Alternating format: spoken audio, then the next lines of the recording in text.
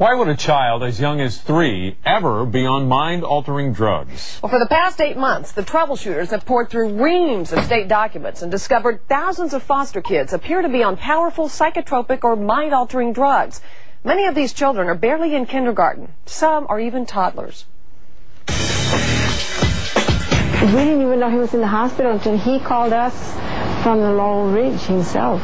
6 years old and confined to a psychiatric hospital for a temper tantrum, a little boy calls his grandmother for help. I mean, he was like, maybe you could say he looked like more like a zombie. How could you tell by looking at him that he was on medication? His attitude, his eyes, his way of speech, all that. Magdalena says a nurse confirmed her fears. Her grandchild was on 2 different psychotropic or mind-altering drugs, plus Benadryl to help him sleep. Turns out Magdalena's grandchild isn't alone. A sampling of state records released by the Comptroller's Office shows 2 out of 3 foster kids in Texas appear to be on psychotropic meds. The Medicaid prescription records are from November of last year and show that many kids are taking 2 or more of these drugs. I have a child that's 6 years old. At the risk of losing her job, a Child Protective Services worker spoke to the troubleshooters about one child on 17 different medications. That's right, 17. He was prescribed, I think he had like 3 to 4 psychotropic medications. In addition to the Depakote, in addition to Zoloft, in addition to Trazodone to help him sleep. Some of these drugs, the FDA says, are not even safe for kids. He did need medication, but I had concerns about how could this child require 17 different medications. What's even more alarming, child advocates say, are the ages of the kids. The troubleshooters obtained a never-before-released study that tracks the ages of these foster kids on these drugs for a 1-month period of time. At least 300 of these children are under the age of 7, preschoolers, even toddlers. How big a problem are these psychotropic meds? I think it's far larger than you or I or anybody else suspects. Jack Downey runs the children's shelter in San Antonio. This longtime advocate for children says his heart aches when he talks about the cases. We had a wonderful family of 5 boys. If they walked in here right now, you'd just love them to death. The oldest was 10, the youngest 3. We were directed by the state to take the boys to a psychiatrist. We did, and they all came back on 3 meds. And those boys no more needed meds than I did. Every child? Every child. Why would a 3-year-old need to be on psychotropic meds? I have no idea.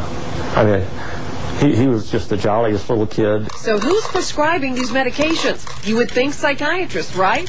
State records show one of the biggest prescribers in San Antonio is a radiologist. Sure, it's legal, but what does a radiologist know about a child's mental health? The troubleshooters also found some of these doctors have documented drug problems of their own. Like Dr. Charles Sargent, a San Antonio psychiatrist. Dr. Sargent is on probation with the state medical board. State records show he's been busted for prescribing dangerous drugs to himself, his girlfriend, and her son. Another doctor who shows up as a frequent prescriber on state records is Dr. Benny Fernandez, the medical director at Laurel Ridge. Dr. Fernandez says his practice is primarily treating foster kids, and he says psychotropics are necessary for a lot of these kids. I think the way we are moving now is try to use them as a last resort if you can. When you see more than 60% in that 1-month period that was looked at on medications, do you think that medication's being used as a last resort with numbers like that? Well, those numbers seem a little bit high. Do you think we've got too many kids in the foster care system on medication? Well, I wish those numbers would go down. And that's what I think we need to focus our energy and efforts in making sure that the medications, when they are used appropriately, and there's a careful diagnostic evaluation. That's not what many of the former foster kids I spoke to say happened to them. I was on 7 different medications at once. Zoloft, Paxil, and Wellbutrin, and Depakote. They put me on all kinds of meds. And all say being on those medications made their lives more difficult. Like a zombie. I wasn't myself. I was more of an isolator. I stayed to myself. And my mouth would be open and I would be drooling. And while Texas is just beginning to deal with this controversy, We headed to a state that began tackling the issue several years ago. Child advocates here in Florida are working to get laws passed to protect foster kids from being over-medicated. But so far, their efforts have failed. They blame the doctors and pharmaceutical companies who've lobbied against them. We don't deal with the problems these kids have. We give them a pill. Dr. Tony Appel, a neuropsychologist or brain specialist, was one of the expert child advocates in Florida we went to for help. We showed her the records we uncovered here in Texas. Does it look like the kids are being treated for behavior control or being treated for mental illness? I don't think they're treating mental illness. Not in these kids.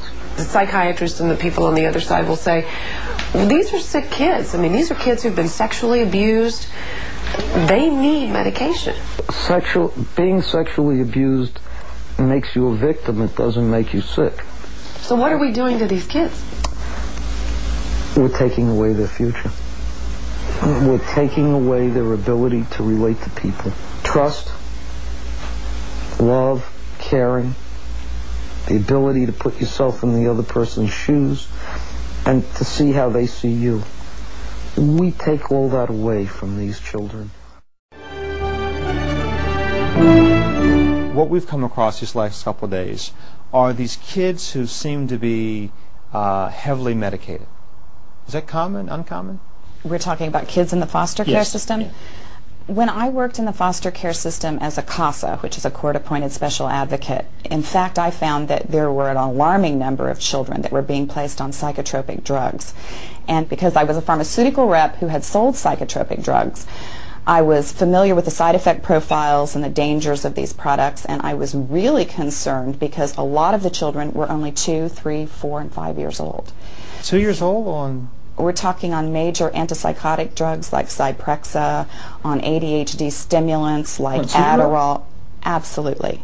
I saw a number of children that were very small children that were placed on antipsychotic drugs. And in fact, it was often, and most often, it was off-label indications that they were being used for.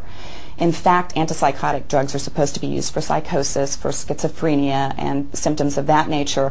And I was seeing children who had emotional disturbances that, manifested in behavioral disorders, as well as just, everyday sleep disorder or problems of a behavioral nature that they were being placed on these major antipsychotic drugs for.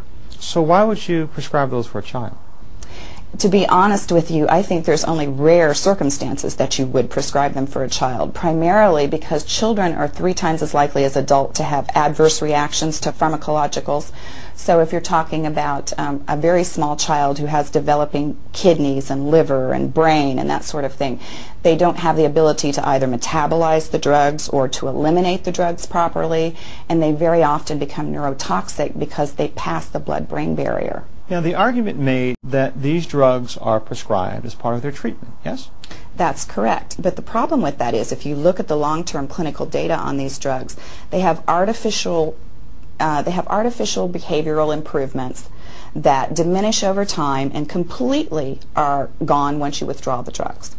So it's really only a short-term fixed situation for a behavioral issue, and many times, as I said, the drugs are contraindicated when they're given, because I've seen children that are actually manifesting symptoms from a previous stimulant drug or psychotropic drug that they've been put on, and their symptoms are actually an adverse reaction, and they're acting out, becoming aggressive and violent and psychotic, and then they're placed on antipsychotic drugs, which is in fact contraindicated, because if a child is exhibiting those types of symptoms on the other drugs, then they're neurotoxic, and that means you withdraw the drugs. You don't add additional drugs, but that's done constantly. So what's the motivation for the pharmaceutical industry to prescribe these medications that at best seem questionable, at least in the minds of many?